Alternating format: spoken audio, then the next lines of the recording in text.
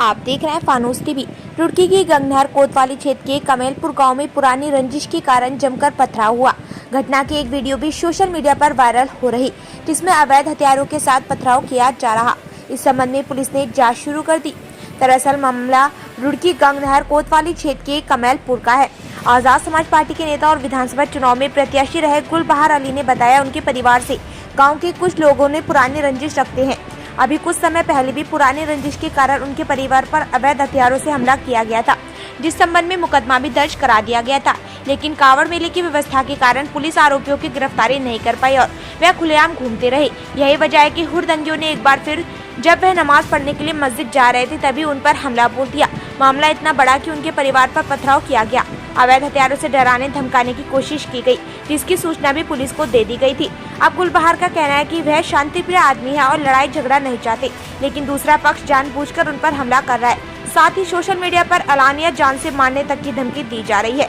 गुलबहार अली ने आरोप लगाते हुए बताया कि आरोपियों ने फायरिंग भी की है। अगर आरोपियों के ऊपर ठोस कार्रवाई नहीं होती तो उनके हौसले बुलंद होंगे और किसी बड़ी घटना को भी अंजाम देने से नहीं चूकेंगे।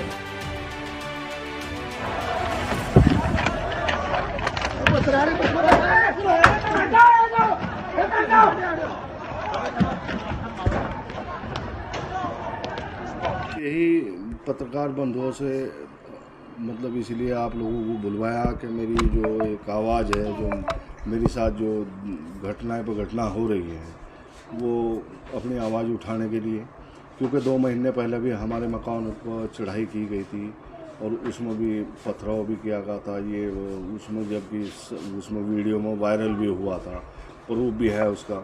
अब किसी वजह से पुलिस व्यस्त होने की वजह से, जैसे मान लिया पुलिस भाई उसमें ये कावड़ यात्रा शुरू हुई, उसमें व्यस्त हुई, मतलब वो दोषी लोग बाहर ही घूम रहे। और उन्होंने फिर मैं हज पर 2 महीने बाद हज पर से आया था और मैं मस्जिद में नमाज़ पढ़ने के लिए जा रहा था।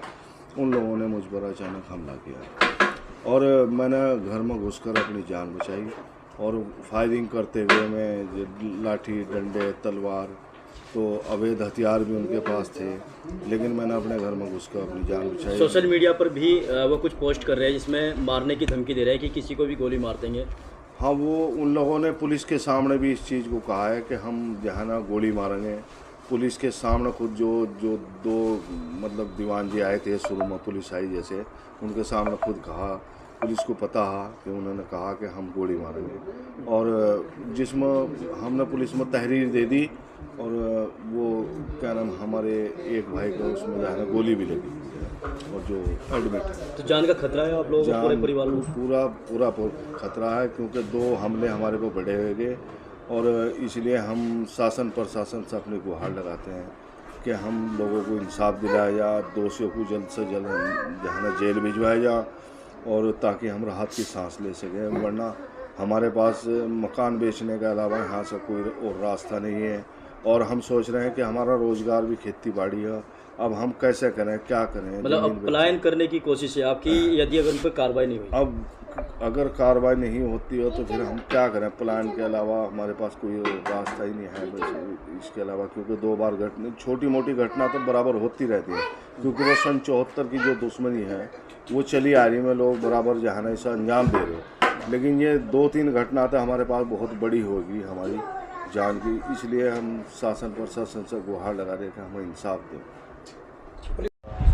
इस संबंध में विभिन्न सोशल मीडिया स्रोतों से और अन्य स्वतंत्र स्रोतों से भी, ग्रामीणों की ओर से भी अलग अलग तरह की जानकारियां सामने लाई जा रही हैं। इंस्पेक्टर गंगनहर को इस संबंध में पूरी घटना की विस्तृत जानकारी लेकर सभी संबंधित के विरुद्ध जिन लोगों ने भी पथराव किया है या फायरिंग की है, उन्हें चिन्हित कर उनके विरुद्ध प्रभावी विधिक कार्रवाई करने के लिए निर्देशित किया गया है।